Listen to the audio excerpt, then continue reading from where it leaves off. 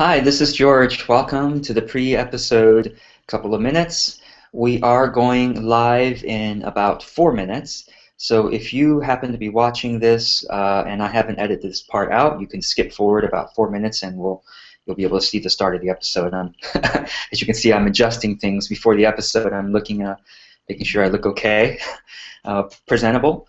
And I'm also going to start the chat thread in our YouTube, or sorry, in our Facebook group. Although you can chat both in the either in the YouTube video page or in the Facebook thread for this episode. It's up to you.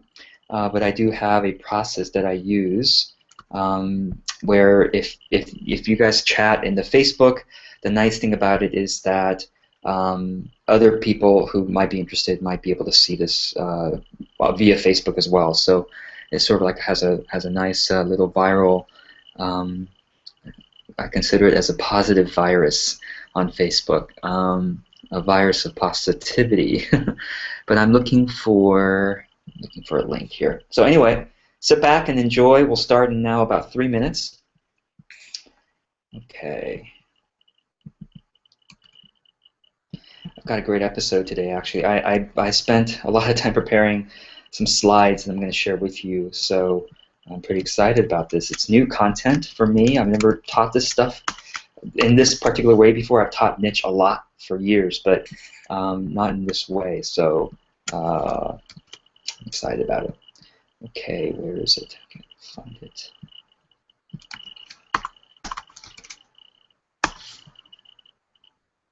Okay. All right. So,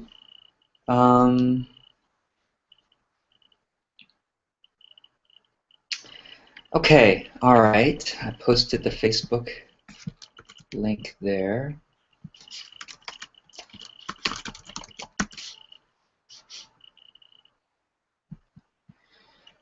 All right. So, how are you doing today? Those of you who are watching here, early birds. Let me actually make sure I feel comfortable. All right, about 2 minutes to launch. Okay.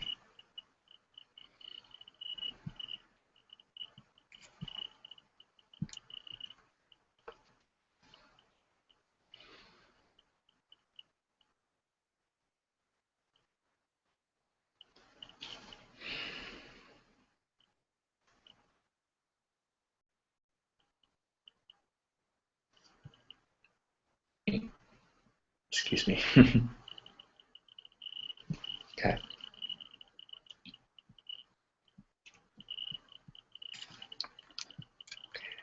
Let's see here. Speaking of the slideshow, I need to bring up the slideshow that I'm going to be sharing with you in a moment. I'm hoping this episode will be very useful for all of you and for others who you know might be struggling with finding their niche. So, all right, we're about to get started.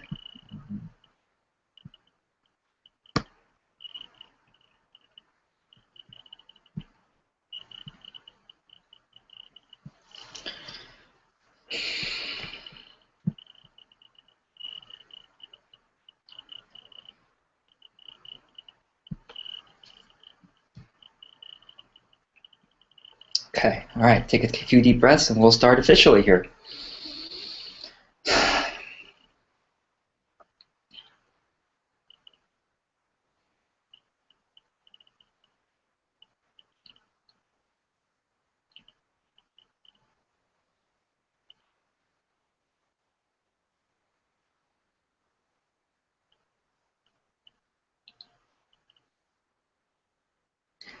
Hi, welcome to Our Highest Work, a podcast and a community where we are gathering and sharing the very best ideas that we can find about spiritually based business and career success. My name is George Cao, and I am excited about today's episode because I've been working on a little slideshow that I'm going to share with you about clarifying one's niche, particularly regards to, another way to think about it is our business calling, our career business calling. So I'd like to start with a quote today, and the quote today is by Frederich Buechner. You may have heard of this quote before, but it's an oldie but goodie, and it goes like this: "The place God called you to is where your deep gladness and the world's deep hunger meet." The place God calls you to is where your deep gladness and the world's deep hunger meet. So that is what we're going to be talking about today, about clarifying your niche, what work you are meant to be doing at this time. One thing I'll say before we even go on is that when you find your niche, your life becomes so meaningful because you feel like you're doing the thing that you were meant to be doing on this earth. And here's the interesting thing about the niche is that it's actually ever spiraling upward. So it's ever becoming better. It's ever becoming clearer. And so so I guess before I go on, I'll say that there is actually, I want to be careful when we use the term finding our niche or clarifying our niche. It sounds like it's A to B and then you're done for life, but it's not. I clarify my niche all the time. At least once a year I'll do a kind of a deep dive and ask, am I really being of true service? And is this truly using the greatest strengths that I have? And but really, on a regular basis, clarifying niche is sort of a lens that I wear with me all the time, rather than like something I do once in a while. So I always have the question within me: how can I serve even more usefully in the world, and how can I help more truly? Okay. So, as always, you're going to hear lots of wonderful ideas in this episode, and I invite you to share with me and with the community of our highest work what resonates with you about this episode. So, if you'd like to join us for the episode comments page, if you're just listening on the podcast and you're not yet watching the video, you can join us on the video page, which is also the episode comments page, by going to ourhighestwork.com/11. If you're already watching the video, then you're in the right place and you can comment. And if you're going to be watching anyway, you might as well take notes that you can take with you later. And if you're going to take notes, you might as well share it with others in this community so that we can learn from each other, because everything you say about what you're learning is going to be at least slightly, even a word or two, different from what someone else heard and from what I even said. So just take notes in our comments page if you like. That way it'll be helpful for other people. It'll be helpful for me to know what's really resonating with you. And it'll help people who are checking out the video to see if it's worth watching. So thank you so much for that. All right, now without further ado, see, I'm getting better at managing time, right, in these episodes. So without further ado, let me go right into the content. And I have a slideshow to share with you today, and I'm going to work on pulling that slideshow up. And give me just one moment here. And I want to thank Bob. I see on the comments page Bob is there. Thank you so much, Bob, for your presence and your support. Okay, let me find the slideshow to share with you. Here we go. Okay, so you're going to see it in a moment. The slideshow, for those of you who are just listening, don't worry, I'm going to explain everything to you as well. For those who are watching, you simply get the additional benefit of seeing some hopefully pleasant or helpful graph, little very, very simple charts. Okay, so niching 101. Let's move on to the first circle. It's a series of circles I'm going to show you first. The first circle, I call this your uniqueness, or your art. Okay, we can call it your uniqueness, we can call it your art. When I say art, I don't necessarily mean that you have to be a painter or that you have to be a musician. or that you're a sculptor, or you could be one of those. But when I say I'm not, I'm neither a painter. I am a musician actually, but I'm not a sculptor. So I haven't really thought about using my music in my business or my career. Not lately anyway. But what I mean by your uniqueness is basically your unique genius, your unique strengths. What people tend to say, oh my gosh, how come that comes so naturally for you? Like, I could never do that, or I could never do drawing. If you're a good drawer, or for me, it's what comes naturally for me after many years of practice is speaking. So people could say, oh, I can never speak. I get so nervous talking in front of people, or I get so nervous when there are people watching me on video. Well, for me now, I've had a lot of practice, so now it's part of my uniqueness. I speak, and I'm able to share what my deepest values are. That's part of my uniqueness, part of my art. So art is art, strengths, unique genius. Okay, go on to the second circle. The second circle is, by the way, the first circle is green. Okay, green for your uniqueness, your art. And why is it green? Well, I think green, we can think of it as life. We can think of it as growth. Green stands for life or growth. Okay, and then here we've got a golden circle, and the golden circle inside of it, it says others needs. Okay, so other people's needs. And in the parentheses here, I have the word business. This is important. You don't have a business unless you are meeting other people's needs. Now, you could do that through your art. Maybe people find your art so fulfilling for them that you're meeting their needs, but you don't. Money, where does money come from? Money comes from other people. Your income comes from other people thinking that it's important enough to pay you for something. So in other words, you're meeting other people's needs, okay, and you're creating a business out of that. Okay, and I really should say, some of you are saying, well, George, I spent a lifetime meeting other people's needs and never got paid for it. I did a lot of volunteering, helping people out, never got paid for it. Okay, that's true. But the wonderful thing is you have experience noticing and meeting other people's needs, and that's really the foundation for this circle. Now we need to create a business out of doing that. Okay. Otherwise, it's just volunteering and it's just a hobby and something you enjoy, which is wonderful.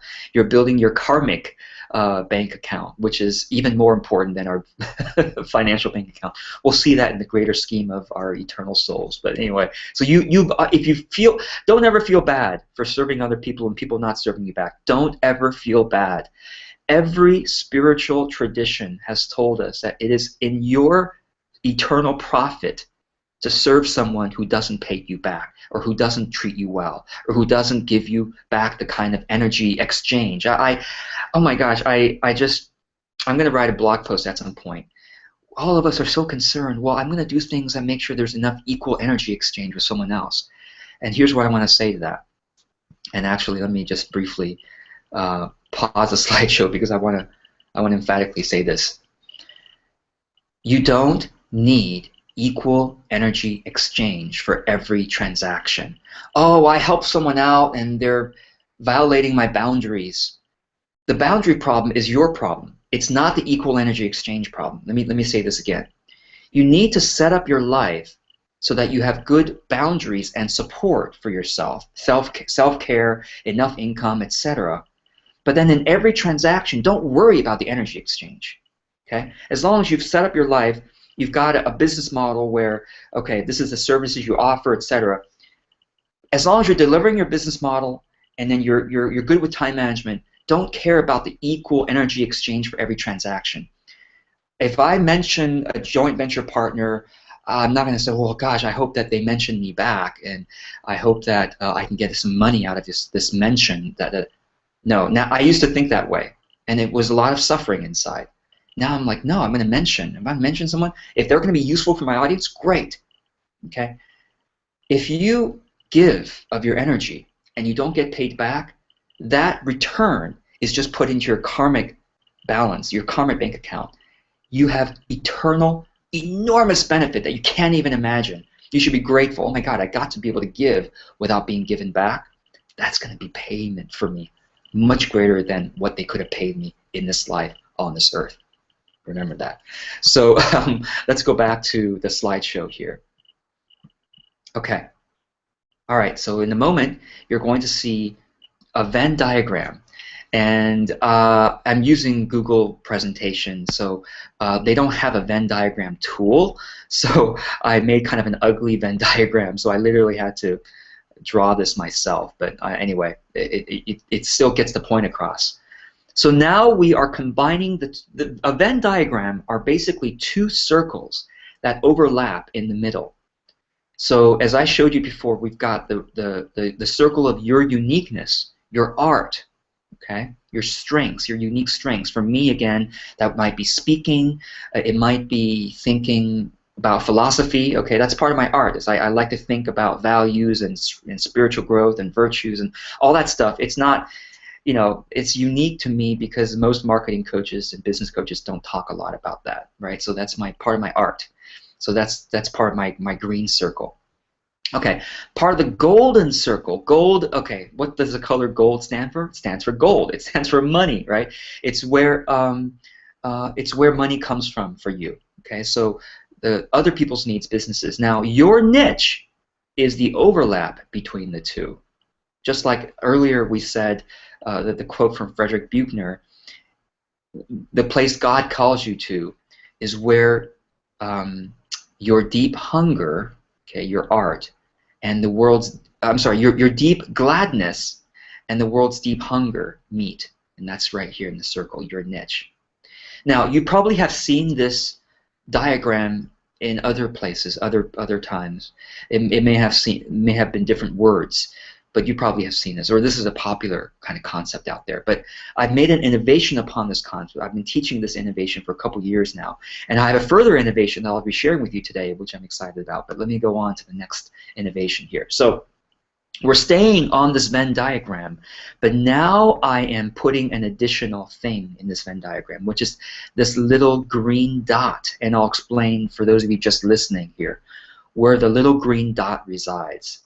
Imagine there's a green dot, okay, at the edge of the golden circle, where the other people's needs, at the edge of the golden circle, but much closer to the center of the green circle, which is your uniqueness, your art. Okay? So this is where artists tend to start. They start at close to the heart of where their uniqueness is, their art. Okay? But it tends to be at the edge of other people's needs. Other people don't get them. Most people don't get them. Don't get that art. Right? They don't just they don't understand it. It doesn't like resonate with them. It's very unique to that artist. That artist can't really create a business out of it yet. Okay? So that green dot is closer to the center of your uniqueness, your art, and just at the edge of the golden circle, which is other people's needs and a business possibility. All right, let's move on. All right, the next diagram I'm going to show you is still this Venn diagram, but now we have a golden dot. And the golden dot is sort of the analogy to the green dot, which is the golden dot is closer to the center of other people's needs. Others, when I say others' needs, I mean other people, other companies, other organizations, other individuals. Okay, it's closer to the center of others' needs, their greatest pains, their greatest problems that they would happily be willing to pay for if someone could help them solve that problem or heal that pain. And yet, it's usually at the edge of your uniqueness. Why? Now, this is interesting, right? If other people have a problem, have a pain, okay, it's not that unique to you that you're able to solve it, because if other people have this, if it's at the heart of other people's pain, lots of other people have already noticed that pain and are trying to solve it, so it's not unique to you. What's unique to you is your way of solving that pain, your way of healing that problem, your way of getting them to the goal that they have, okay? So that's part of your uniqueness. And so check this out. Okay, so this is, by the way, this before I move on, this golden dot is where entrepreneurs start. They start with where others' needs are strongest, even if it's at the edge of their own uniqueness and their own art. Okay, let's go on to the artist's path. Okay, so as I said earlier, the artists tend to start at the green dot, where their uniqueness is, their crazy ideas, their, something they saw in a dream, you know, their uniqueness, their quirks, something that's really quirky about them. Okay, this is the artist path. Is they start at the green dot, closer to the center of the green circle, and more at the edge of the golden circle, which is other people's needs, and then they'll realize, oh my God, if I want to create a livelihood from it, I have to move my green dot closer and closer to the gold dot. Because remember, where does money come from? Money comes from other people. So if an artist can go all day, have a lot of fun for years doing their art, you know, or for me, I can spend all day, many years, you know, speaking about values and virtues and stuff I love talking about. But if it's not meeting your needs, if it's not important to you, if it's not meeting your needs, why would you pay me for it, right? I mean, you might have fun hearing about it, but it's not that painful for you. You can think about virtues and values in many other places. Talk to friends about it. It's not a true pain for you. What's a true pain for you is, oh my God, actually bringing this into marketing. Yo, that's a pain point for you, right? That's a pain point that you and you don't just want to think about marketing. You want to think about marketing in a way that doesn't compromise your soul, that doesn't make you feel icky. Now that is something that's more of a gold dot for me anyway, right? So as an artist, I bring this closer and closer to the golden circle, so that I can actually have a business out of it, right? So that's how I start. And in fact, I'll have to say that this is true project by project. Hear me again. I'm not talking about your entire life has to be just one single Venn diagram. I'm talking about project by project. So for example, with our highest work, with this podcast, where did I start? I started with my uniqueness. I started with the art. I started talking about personal development and constructive living, things that I really, really enjoy. I really enjoy talking about, but it's somewhat unique the way I talk about it. But it doesn't really meet people's deep pain in terms of what they're willing to pay for. But eventually, I'm going to move my talk about personal development. I'm going to move into authentic marketing, which is where people are like, you know, oh my God, I totally need to pay for that because that's really, I deeply feel pain around it. Do you see the difference?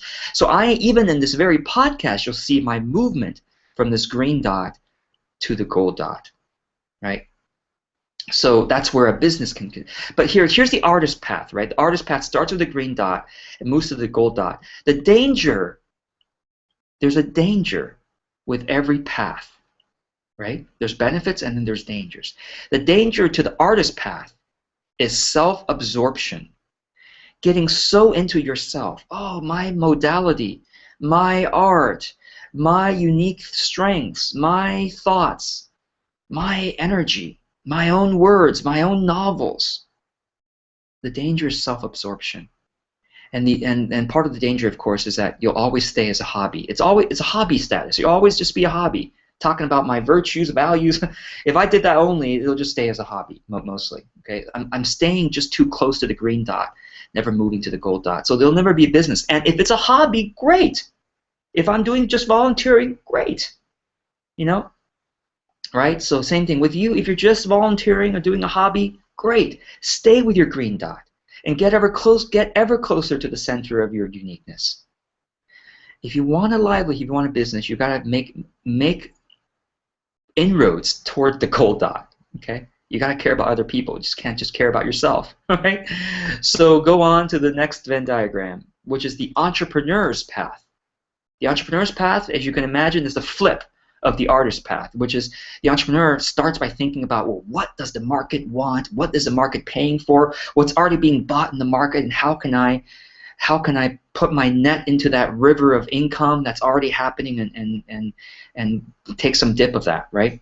So it starts with the golden dot, and then if the entrepreneur doesn't want to lose his soul, if the entrepreneur wants to maintain a deep meaning in his life and in his career, if the entrepreneur doesn't want to sell his soul and start doing things just for money, just for gold, okay, the entrepreneur needs to be careful and move towards the green dot, which is their uniqueness, their meaning, and also what is their spiritual core. What is their spiritual core?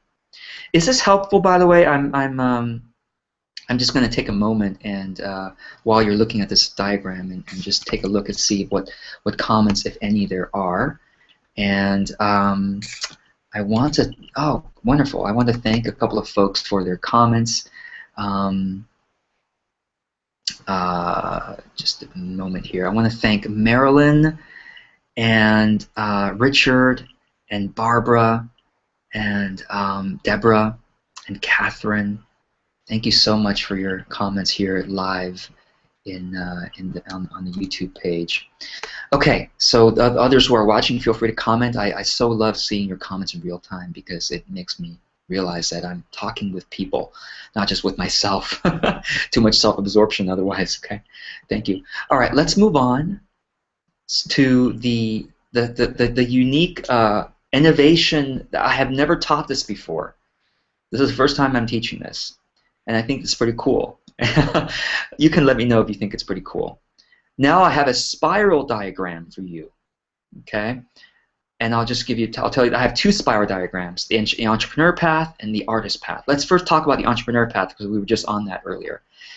The entrepreneur path begins, they start with a specific need or pain in the market. Now, look at the spiral, and just for those who are just listening, the spiral starts at the bottom with small circles at the bottom, small circles, and then wider and wider circles until it spirals up to heaven. And you know where that spiral goes? That spiral actually connects with the artist's path, which I'll talk about later.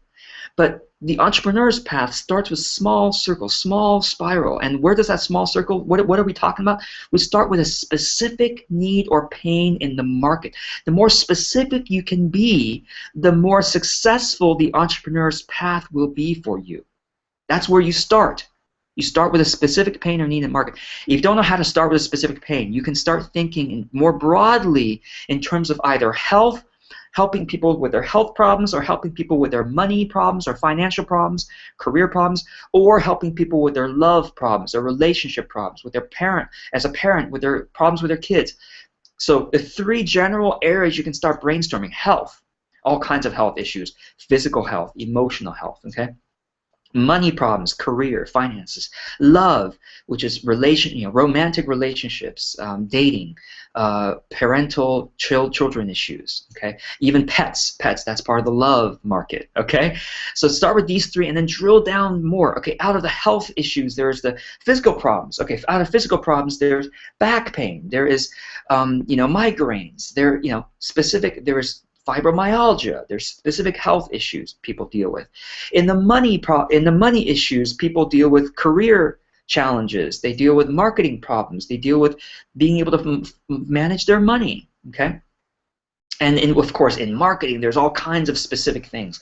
You could become known as the autoresponder person if you're looking at just marketing, just online marketing, and then autoresponders. You can get really specific, and the more specific you can get, the easier it will be for you on the entrepreneur's path. Let me tell you why.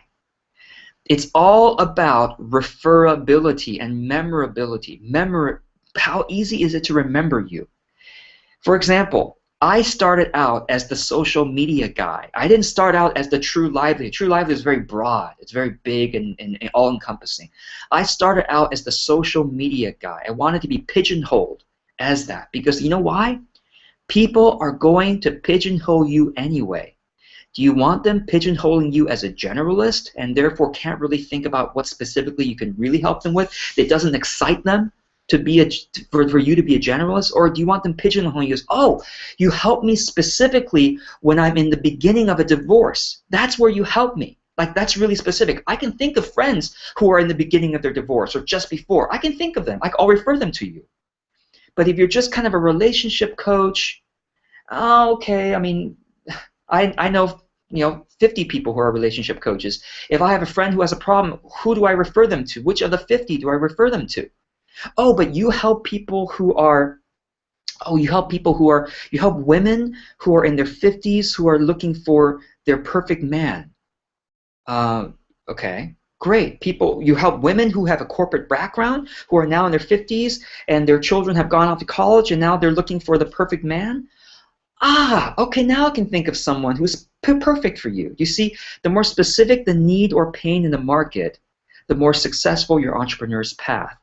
So what problems would you love to help solve? Okay, What problems have you solved in the past? Think about your life experience specifically, specific problems you've helped solve, or in previous jobs, or helping friends. Okay?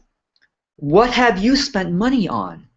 What have you spent money on to solve certain problems that you think you can do better?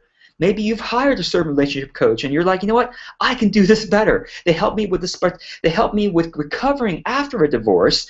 You know, for example, if that was for you, they help you with recovering after divorce, and you really think you could do better than them.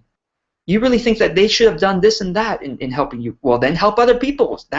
Your niche will be helping people who are recovering from a divorce and they're now in their 50s and they have certain thoughts about life. Okay? Okay, now why is it a spiral? It's because it's hard to see in yourself. You have to start engaging with other people, trying to help them. And once you're trying to help them, you start to see what issues are important for them, and you really start to see what specifically you help them best with. You can't help everyone with everything, not even in the relationship space, not even in the health space. You can't help everybody with all health problems. Okay? You can't. Okay, you can't help everyone equally well. You can help certain people who have certain health challenges with your product or your service. You can help them really, really well, you found out. But you can't find that out until you help lots of people.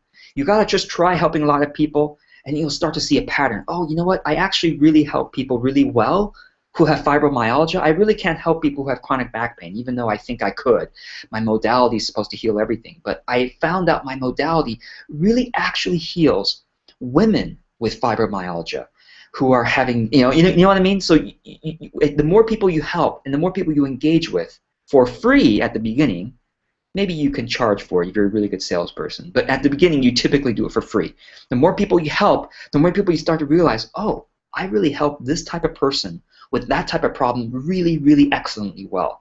And the other people I kind of help, but yeah, man, you know, I could refer them to other people, you know. The more people you help, the more empathy you build for them, the better you understand certain people's journeys, the better you understand what they've tried that hasn't worked for them, and why your solution is better. And you'll also find out why your solution doesn't work as well as other solutions for certain things. Okay? So this is the entrepreneur's path. A couple of notes about the entrepreneur's path. It can be helpful to think in terms of cash flow before you think in terms of demographics. So instead of thinking about, oh, I help women in their 50s, okay? Think in terms of, okay, where are people spending their money in terms of problems that I want to help solve? Oh, people are hiring doctors for fibromyalgia, or people are drinking certain fruit juices for fibromyalgia, you know, or whatever. They're spending their money in certain ways to solve certain problems. Therefore, how can I be an alternative to that money spent? Do you see what I'm saying? Where are people spending their money in terms of the problem that you can help solve? And therefore, how are you an alternative? What are you an alternative for? Are you an alternative for a traditional Western doctor solving this particular problem? Are you an alternative for people going on Match.com to try to find the love of their life? Are you an alternative for people going to certain workshops and you can actually do it better? You see, where are they spending their money and how can you be an alternative for that? Okay, another one is, what complaints exist in the market? I said this before. Maybe you've hired a relationship coach and you think you can do a better job in this particular area, helping people after a divorce. For me, for example, my complaint was I was a social media coach. My complaint was that people are teaching social media and helping people waste all kinds of time in social media. They weren't teaching people the most productive things to do on social media. And then I brought in after I built a large audience teaching social media, then I brought in my reach to say, well, now I help with marketing, not just social media. I help with online marketing in general. And then my complaints about online marketing were that people were so scammy. People were so ravenous. People always only talk about money. It's always about money, money, money, making sales. They didn't talk about the heart. Okay, so my complaint was that. It's like, no, okay, I'm going to bring true values, true virtue into marketing coaching, not just, using those terms holistic, marketing just to scam people who are holistic. No, I actually want to bring real spiritual truth to all this stuff. So that was my complaint, and that's what I try to bring in, and that's what I try to provide an alternative for, right? So the wonderful thing is that after you prove your expertise in a specific area, those people will love you. They will thank you for helping them heal from fibromyalgia. They will thank you for having helped them heal after a divorce. They will then be in a position to buy more from you. If you instead of helping people with their divorce, you want to help them with their spiritual path. Well, now they're interested because you've already proven that you can help them. If you want to become a spiritual coach, you now have all these clients who love you. Of course they're going to consider you as a spiritual coach. See, this is the key. The problem that so many of us have is that we get trained on this modality, sound healing, or we get trained on a particular quantum touch modality, and then you get the people who train you say, oh, quantum touch can help everyone with everything. Sound healing, help everyone with everything. Oh, the Hendricks method can help all kinds of relationship people with everything. It becomes desperate. You start to think, oh my God, I have someone talking to me right now. I gotta sell them whatever relationship thing. I gotta sell them because my modality can help everyone with everything. Okay, and when you do that, when you say I can help everyone with my modality can help everyone with everything, or my modality can help you with 50 problems, you secretly know that you can't help everyone equally well. And you subconsciously know that you are overpromising, and you are scared of being found out as a fraud. You're scared of being found out as a fraud. But you don't have to be a fraud if you get specific to say, you know what, I'm still experimenting. I think I can help with 50 things, but what is your solution? And I'm gonna help you for free because this is a new method for me. I'm gonna try. Would you like me to help you for free? Great. Well, let's try it. I've never helped anyone past their divorce with the quantum touch before, but let me try it and let me know what you think. Give me your feedback. They might say, that was okay, but wasn't great, and I'll tell you why it wasn't great, blah, blah, blah. Or they'll say, oh my God, that was amazing, and what you actually helped me with wasn't my divorce. You actually helped me with my relationship with my kids. You didn't even know you were trying to help me with that, but that really helped me with that. And then you go, oh my God, so maybe my niche is actually helping parents with their relationship with their kids. I thought I was trying to help people with their relationships with their significant other. Do you see what I mean? It takes experience and reflecting on how the specificity of your experience help with specificity of someone's problem. Okay? Limits and boundaries don't have to make us feel confined. Think about a ship. Aren't you glad that a ship has limits and boundaries? It's called integrity. Integrity is the boundaries of the ship. For human beings, integrity is setting limited, truthful promises and meeting them excellently. That's called integrity. Not helping everyone with everything. That's not integrity. Okay? That's being wishy-washy, and that's being desperate. Okay? So how can you be specific? You can be specific about your point of view on something. For example, for me, marketing, my specific point of view is about virtues, values, and true spiritual truth, right? Not just greenwashing and not just spiritual washing, right? You can be specific about the specific types of results you want to help people with. You can be specific about the problems you want to help solve, get as specific as you can. You could be specific about the types of people you help, not just everyone, but the type of person, what stage in their life, even get specific. What particular stage in their life are you best at helping? If you aren't turning people away, you probably aren't being honest about something, about one of the above, right? Okay. So, again, the punchline is that you need to gather an audience by being specific, because then you're trustworthy. And once you can prove yourself as being good at helping people with a specific thing, once you prove yourself and gather an audience for that, they will buy your spiritual thing. They will buy your next spiritual, wishy-washy thing. Sorry, I don't mean wishy-washy. I know I'm wishy-washy sometimes about my spiritual stuff. I mean, they'll buy your next spiritual general healing modality. But you got to help them with something specific first. Okay? So get close to people, get close to understanding their specific needs, their specific pain points. Let's move on to the artist's path, which I know a lot of you probably want to take instead, okay?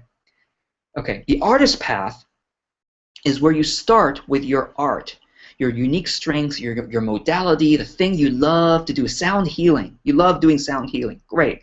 Start with that. For me, I started with the constructive living, the talk about habits, and you're not going to pay me for that, but you love to talk to me. You love to hear me talk about that. So that's my art, right? Start with your art on the artist path, all right? And then what do? Oh, I'm sorry. I need to go back to the other diagram. I didn't even talk about the entrepreneur's path fully. So in the entrepreneur's path, we started with a specific need or pain in the market. We build great client relationships by solving that specific pain excellently. It's like we just got really good at being a specialist for that thing, okay? And then you also, at the same time, you build great referral partnerships because you help people with people after their divorce using quantum touch. Okay, great. You don't have any competitors, okay? Because you are very specific. You specifically help people with the divorce, people who are interested in quantum touch after a divorce, okay? Therefore, you have a lot of partners. You'll have partners of other relationship coaches or other marriage counselors whose clients say, you know, I'm really looking for someone who is very spiritual. Maybe even they know something about quantum touch. That may not be a good idea, but I'm just saying, you know, you'll have a lot fewer competitors because you'll be able to work with a relationship coach who helps people during their divorce, or you'll work with relationship coaches who help people before the divorce. Do you see what I mean? You'll have a lot more referral partners, a lot less competitors. People won't feel competitive to you because they know that you help people very specifically with one specific thing. For me, for example, when I was doing social media coaching, I didn't feel any competition with someone who was teaching people email marketing. I didn't feel any competition with people who were helping people with advertising online. Those were not competitors to me. Those were referral partners. They didn't feel competitive to me. You see how brilliant this entrepreneur path is? And then once you build an audience helping people with something specific and great referral partners, then you can expand on what you offer. Then you can expand on what you offer because you already have an audience who trusts you. Now you say that you not only help people after divorce, you help people to not get into divorces. They'll say, oh, great, I have friends who don't have great relationships, they don't want divorce. I'll refer you to them because now I trust you, right? Okay, let's go on to the opposite path. Not opposite, but a parallel path, which is the artist's path. You start with your art, your unique strengths, your style, and then you spread your art, your strengths, through low-cost methods such as warm contacts, social media, podcasts and videos, you know, podcast, YouTube, right? Podcasts. Okay, spread it through low-cost methods, warm contacts, social media, YouTube, podcasts, etc., okay? Actually, well, yeah, okay. Okay, I'm just going to say podcasts, but social media can include video. And then after you spread your art through low-cost methods, you gather into community. Okay, that didn't work. You gather into community those who resonate with your art. So don't just spread your art. Build a community around your art, around your strengths. For example, right here, I'm building a community around my unique strengths and my uniqueness, which is talking about personal development in a very specific way, talking about marketing in a very specific way. And then once you build a community around your art, you can then sell them the art that they love. You're going to develop, you know, 10 types of art that you do. You'll notice that they really love, you know, art pieces, art type 1 and 2 that you do. You sell that to them. You build a product, a service around selling that type of art. You don't sell art pieces number 3 through 10 because it doesn't resonate with your community. You sell pieces 1 and 2, or types, you know, services 1 and 2, because that's what they really, really resonate with. And then you can expand your business by doing more of that art. You can now do, you know, art 1A, 1B, 1C, 1D, because they really loved type 1 of your art. You see what I mean? Expand your business. And then you can spiral upward by growing your community, because your community loves your art 1A, 1B, 1C, and they'll refer their friends. And you keep spreading it through low-cost methods like social media, etc. And then, of course, as you have money, you can spread it through advertising, etc.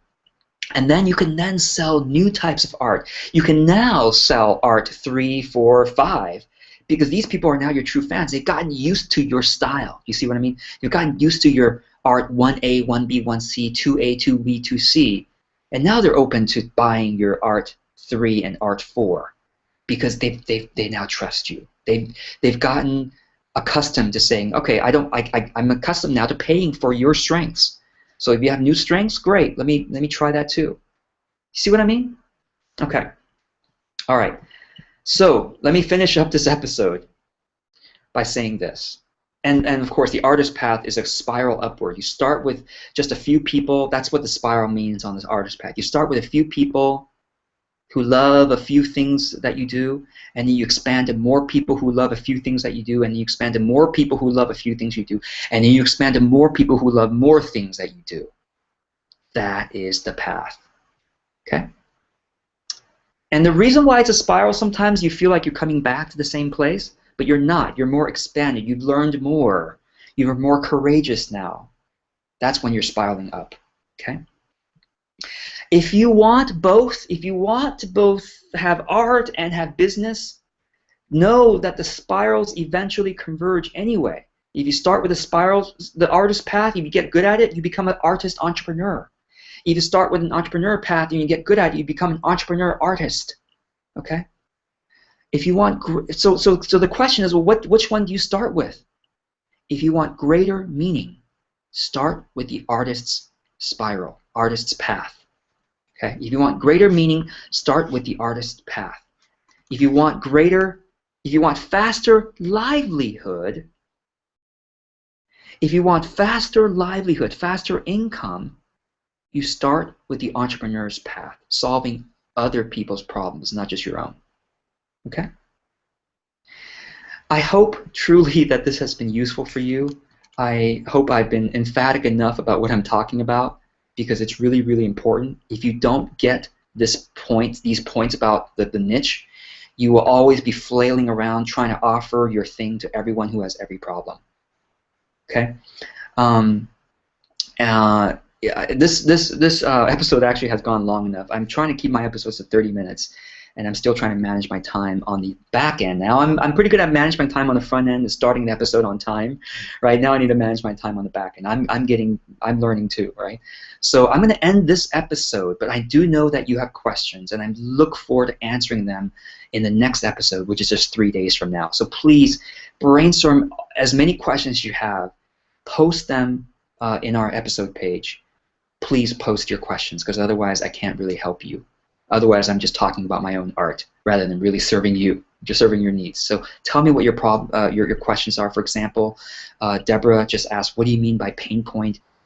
Is need the pain? You know, just ask me questions like that. And if you have examples, share them with me so that I can actually teach using examples. That'd be very, very useful to other people, but to yourself, of course, also. And lastly, what I want to say is, let me just kind of turn off this screen share here. Lastly, I want to invite you into our community. Our community is free, and you can find us at ourhighestwork.com, and then click on the community link. In case you're wondering, you might be wondering, well, George, how do you support this podcast? Where does your income come from? Well, my income actually comes from my own coaching program, so I don't have any plans to sell anything through Our Highest Work. But those of you who are part of Our Highest Work, you might find out more about my coaching program if you want by going to my website, and that's how I get supported. That's how I can keep doing this. But join us in Our Highest Work. That will always be free, and what I hope to do for Our Highest Work is to facilitate a loving, wise, and mutually supportive community. So I invite you to post your questions. What are you struggling with? What are your next steps that you need clarification on? Post that in Our Highest Work. And once you post your question, turn around and look at what other people have posted. And so this is the typical, a very wonderful principle to use in any online community. Ask everything you ask, everything you request help with. Do request help. Do ask for support. Do ask questions. And then turn around. And each time you ask a question, you turn around and comment on 2 other people's threads. You comment hopefully in a thoughtful, in a responsive, in a helpful way, in an encouraging way. Post once. Every time you post, you comment on 2 other people's threads. That will keep the ratio brilliantly amazing, and people will actually feel like this is a community and that you can actually use this community. So I invite you to use us, ourhighestwork.com. post once, comment twice on other people's. And one of the threads, in fact, that I really enjoyed participating in very recently was Elena asked, George, how do you keep connected to your vision when things are difficult? When things take a long time and they don't seem to be emerging, how do you, George, stay empowered in your vision? And I answered Elena there, as well as many other wonderful answers happened there. So join us in our community, and you'll. In fact, I'll post that link to that thread in our episode notes page for this episode, ourhighestwork.com/11. This is episode 11. So with that, I'll remind you of today's quote again. The place that God calls you to, and let me just make sure I'm saying the quote correctly, quoting him correctly. The place that God calls you to is where your deep gladness and the world's deep hunger meet. So until the next episode, be well and keep your thoughts positive.